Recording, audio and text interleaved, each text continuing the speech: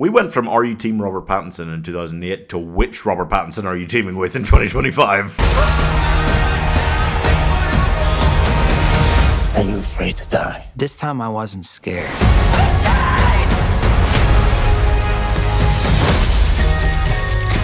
Don't you love it when people go, ooh, Bong-Joon Ho is making a quirky comedy? That's different. When in fact most of his films are comedies. It just depends on how you look at it and varying levels of how obvious they are about it. Also, if you were expecting something less kooky and weird than this, just remember his name is literally Bong. Mickey 17 stars Robert Pattinson as the trope where there are lots of different versions of the same character without needing to use a multiverse. That's right. Bong-Joon Ho is trying to steer us away from that garbage and back towards good old-fashioned clones. So Mickey is on a space trip where he is an expendable, not that kind of expendable Sylvester Stallone, and he is basically getting printed out new versions of him every time he dies, and he just dies for science or research or anything they need him to, really.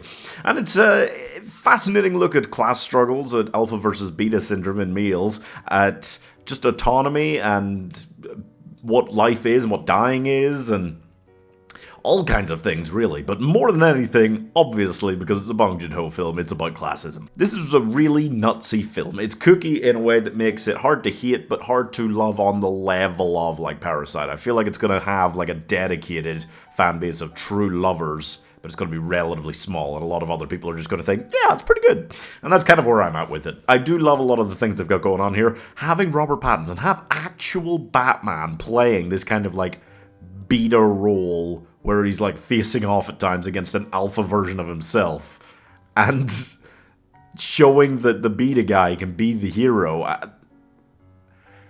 It's so brave. I love it. It was just such a great storyline. It wasn't really, even from the trailer, what I thought they were running with, but yeah, it became pretty obvious pretty quickly. One of the points they wanted to make was that. And there are a lot of points they're trying to make. It's got enough going on surface level that you're not kind of going, ooh, about it being so message heavy. But Bong Joon-ho's films always are message heavy, and he just makes it work by having some comedy in there, some action in there, some just really great scenes that A, showcase a point, and B, are kind of thrilling and dramatic. And if you could do that, then it's okay to be quite topsy-turvy, message-heavy. Not only that, but can't we all relate to the idea of a job that kills us? Like, imagine having a job that kind of makes you want to kill yourself, but if you did, they'd just print out another version of you and make them keep doing the same job. Like, ooh, yeah, no, this amalgamates some previous bits from a lot of Bong Joon-ho's previous films to have some of the same messages, because, yeah, classism is prevalent, and a slight, large-scale hatred for capitalism is prevalent in a lot of his films, but this hit the nail on the head. It felt a much more obvious version of some of those things, but it didn't suffer too much for being obvious, because that was part of the charm and comedy of it. I feel like it was a very full film, in a mostly positive way. A little negatives here and there, but it just managed to be and do so many different things. It had quirky scenes about these women arguing over whether, like, one of them, they could each have a Mickey, or if she's his girlfriend so she gets both Mickeys, or like how that worked. Like, that was just really funny on its own. And there are lots of just little random tidbits that you can pick out that are such different vibes and such different energies and such different messages and stuff they're trying to send to convey in all these different parts of the film, and yet it just works.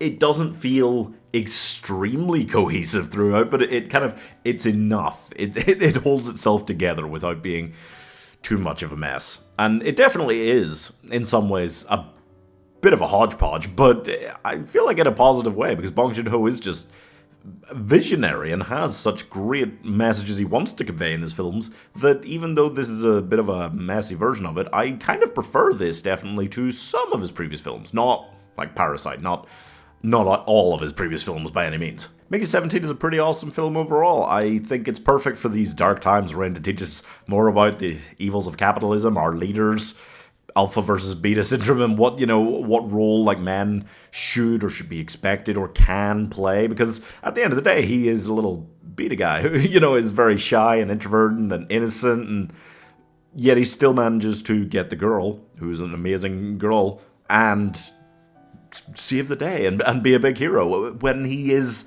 everything that we've been taught isn't heroic in men.